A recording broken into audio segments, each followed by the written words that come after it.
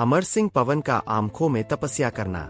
तंत्र विद्या से परिपूर्ण, अमरत्व के वरदानी, 64 जोगनी के स्वामी बाबा कामराज उर्फ अमर गुरु बाबा अमर सिंह पवन ने अपनी 64 जोगनियों की सिद्धि हेतु जिस घनघोर जंगल को चुना वो था आमखो का जंगल।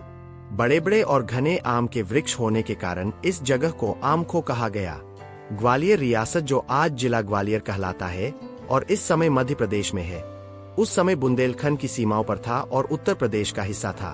ग्वालियर के देवगर में भगवान विष्णु के देवगर मंदिर के पास देवगर के किले से पहले दाईं तरफ से रास्ता है। यहाँ आने के लिए पहाड़ों और पेड़ों से घिरा हुआ पत्थर का रास्ता है, कोई पक्की सड़क नहीं है। यह बहुत ही खूबसूरत और शांत जगह है। यहाँ पर आम के बहुत ही ऊंचे, घने और बड़े बड़े पेड़ हैं, जो पूरी जगह को छाया प्रदान करते हैं। गुरु अमरा बाबा अमर सिंह पवन ने देखा कि इस घने जंगल में चारों ओर पहाड़ी क्षेत्र है। जिस स्थान पर वो तपस्या करना चाहते थे वहां पानी का कोई साधन नहीं था, इसलिए गुरु अमरा जी ने अपनी तंत्र शक्ति से सर्वप्रथम उस स्थान पर जल की उत्पत्ति की, जिससे वहां एक जल कुंड बन गया जो आज भी वहां विद्यमान है। इस जल कुंड की विशेषता है कि कितनी भी भीषण गर्मी हो, इस जल कुंड का जल कभी भी नहीं सूखता और सदैव स्वच्छ और पीने योग्य रहता है। आगे मैं उस कुंड की तस्वीर दे रहा हूं जो स्वयं गुरु अमरा ने अपनी शक्ति से उत्पन्न किया था। इस जगह पर तपस्या करने हेतु गुरु अमरा ने वस्त्रों का पूर्ण रूप से त्याग कर दिया। इस तरह अवधूत साधु का रूप धारण करने के कारण आगे चलकर उन्हें नागा साधु या नागा बाबा सन्यासी भी कहा। गुरु अमरा द्वारा जल की उत्पत्ति से बना कुंड गया। उनकी तपस्या इतनी कठोर थी कि गुरु अमरा के वीर और 64 जोगनी पूर्ण रूप से अपने गुरु के अधीन हो गए। जब गुरु अमरा अमर सिंह पवन ने इस स्थान पर धूना चेतन किया तो आसपास के वातावरण में अपने आप एक सुंदर और सुगंधित शांति स्थापित हो गई। खतरनाक जंगली जानवर भी सम्मोहित होकर उनके आसपास घर के सदस्य की तरह रहने लगे। जहरीले सांप, बिच्छू भी उस स्थान पर रहते, परंतु कभी किसी को न तो काटते और न ही कभी कोई नुकसान पहुंचाते।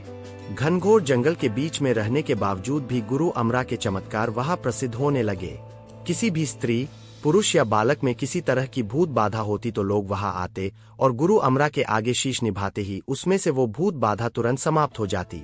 किसी स्त्री के बच्चे नहीं होते तो गुरु अमरा के सामने शीश निभाने से उसकी गोद भर जाती।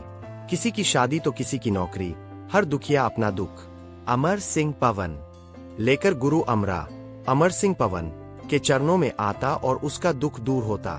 जब गुरु अमरा अमर सिंह पवन ने उस स्थान पर धूना चेतन किया और तपस्या की, उस समय वो युवावस्था में थे।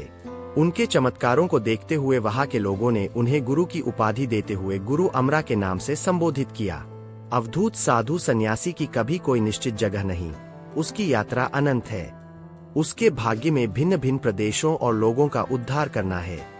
यही हुआ जब राजा परमाल, जो कि बुंदेलखंड के राजा थे, उन्हें गुरु अमरा अमर सिंह पवन जैसे महान महात्मा के अपने राज्य की सीमाओं पर होने के विषय में ज्ञात हुआ। राजा परमाल गुरु अमरा से मिलने आमखो आए और उनके चमत्कारों से प्रभावित होकर उनसे दीक्षा ली और उन्हें अपना गुरु बनाया। गुरु अमरा ने राजा परमाल को अस्त्र न उठाने में उनका कल्याण बताया, तो गुरु अमरा के कहने पर राजा परमाल ने जीवन में कभी भी अस्त्र न उठाने की कसम खाई और अपने जीवन के अंत समय तक उसको निभाया। राजा परमाल ने गुरु अमरा अमर सिंह पवन से अपने राज्य की सीमाओं में आने का आग्रह किया, तो गुरु अमरा ने कहा कि यदि भाग्य आने के लिए कहेगा तो अवश्य आऊंगा। कई वर्षों तक आमखो में तप करने के बाद गुरु अमरा ने अपनी आगे की यात्रा प्रारंभ की और उस स्थान का त्याग कर दिया।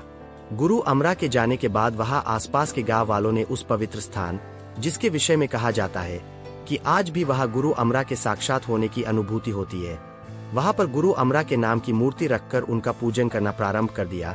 क्योंकि गुरु अमरा वहां युवावस्था में आए थे, इसलिए उनकी मूर्ति आज भी वहां युवावस्था में है।